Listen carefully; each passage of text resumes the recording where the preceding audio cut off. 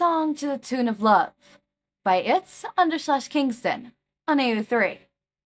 Episode 2, Chapter 1, Introductions. She should have known always was an exaggeration, even when it came to Toga. No, especially when it came to Toga. Uraraka thought her to be the type to tell tales, perhaps with that blinding smile of hers plastered up on her face. Well, at least she brought her earbuds again. The bench was comfortable, her playlist was enjoyable, and the stars were beautiful. Her homework had become more lax over the course of the past week. Aizawa cutting them slack. Or maybe just not wanting to grade all the extra papers. Uraraka had spent the days with her friends, walking around the shopping center, then grabbed lunch on the way back. She'd even gotten the cute yellow jacket she wore today.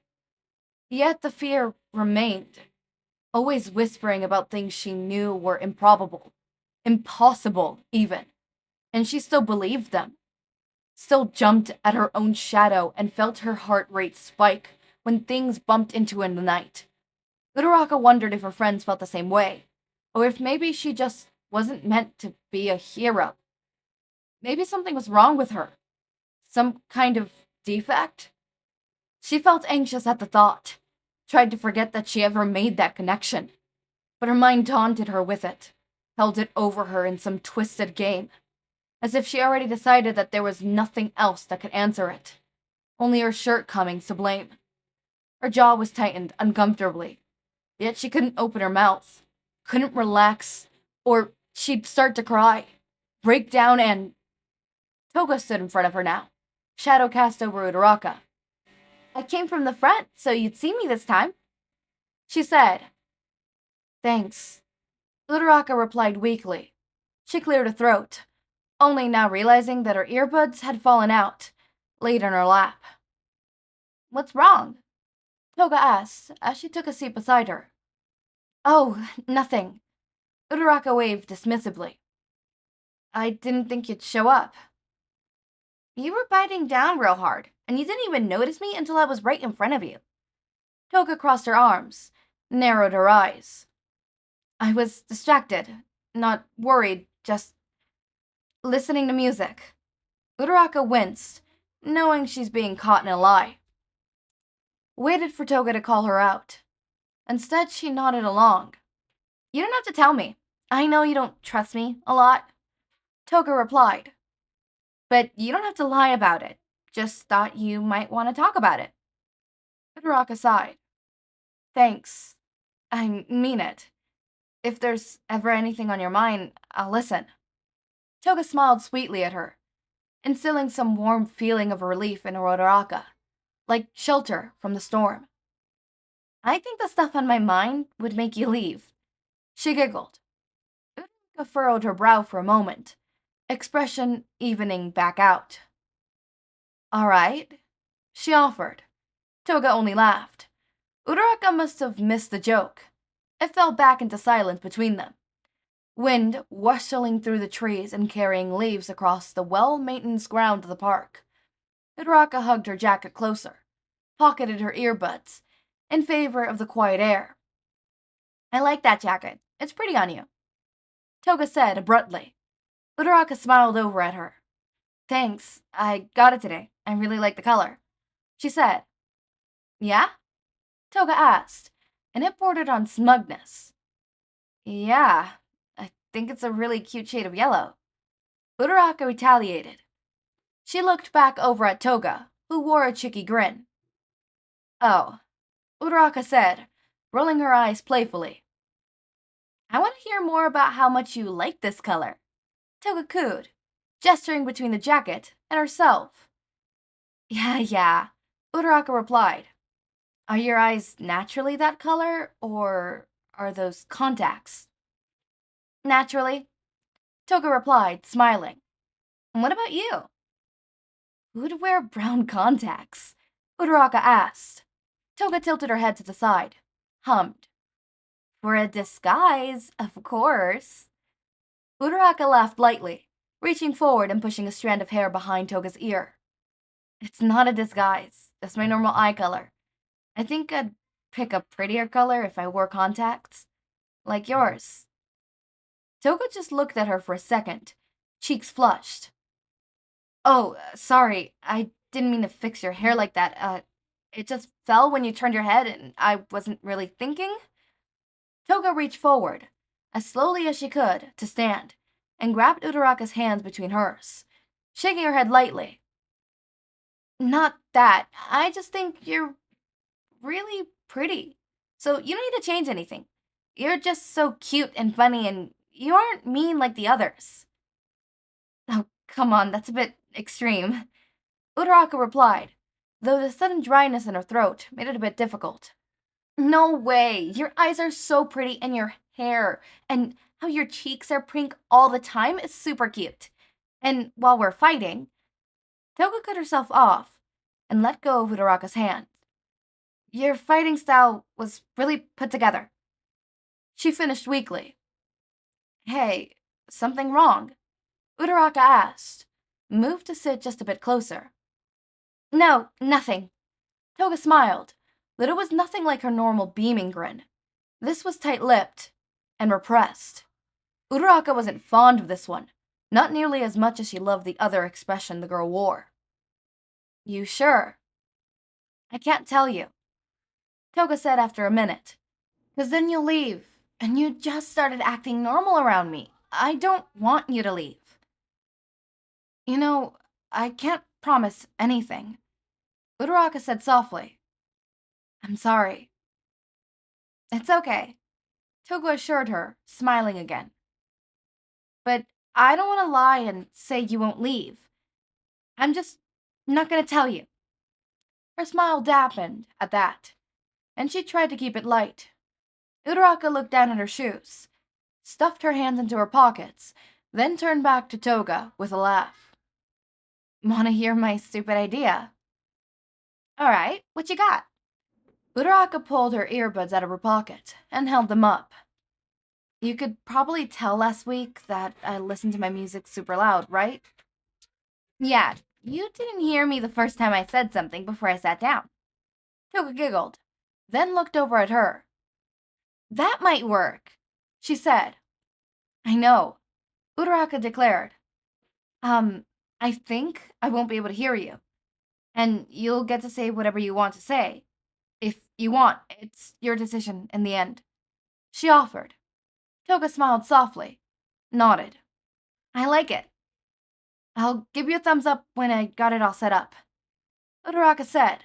She lifted the earbuds, but Toga's hands landed on hers, stopping her. You're gonna turn it up, right? You aren't gonna lie, Toga asked. I'll show you the volume when I turn it up. She put the earbuds in and took out her phone. You'll probably be able to hear it if you get closer to me too. I believe you. You don't have to show me, said Toga. Okay, Uraraka said. Gonna turn it up now. She shuffled her favorite playlist, got a love song, and promptly skipped it before turning to Toga. She gave a thumbs up and looked back up at the stars. You can't hear me anymore, Toga asked. As expected, she didn't receive an answer. Me and the other league guys are gonna raid UA later and burn it to the ground. Uraraka didn't react, still looking up, bobbing her head to the music slightly. Toga laughed. Kidding, I just wanted to see if you were listening. This is kinda scary, you know? But it's kinda like we're on a date, and I'm getting to tell you how much I love you. Toga rested her hand on Uraraka's, and the latter looked over. Toga smiled at her, and Uraraka waved-mouthed, Hey. Toga laughed, and after a moment, Uraraka looked back towards the sky. A few songs passed, and Uraraka figured it was time Toga spent talking to her. At all?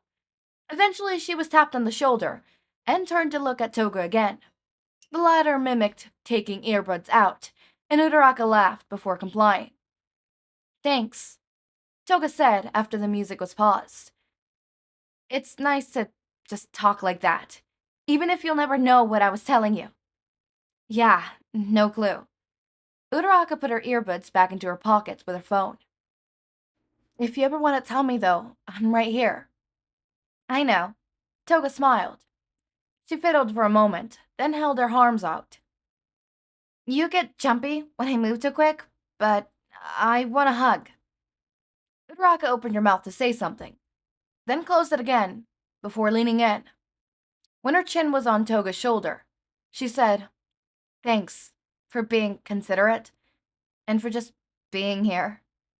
Toga laughed softly. There's a lot of thank yous tonight. Yeah, but I think that's a good thing, Uraraka murmured. Could definitely be worse, Toga replied. Before Uraraka could answer, her phone chimed. Gotta go? Yeah, sorry, she said as she pulled apart. It's alright, Toga said. Like I said, I'm here practically every night. She gestured at the park semi-dramatically. I'll be here Friday nights.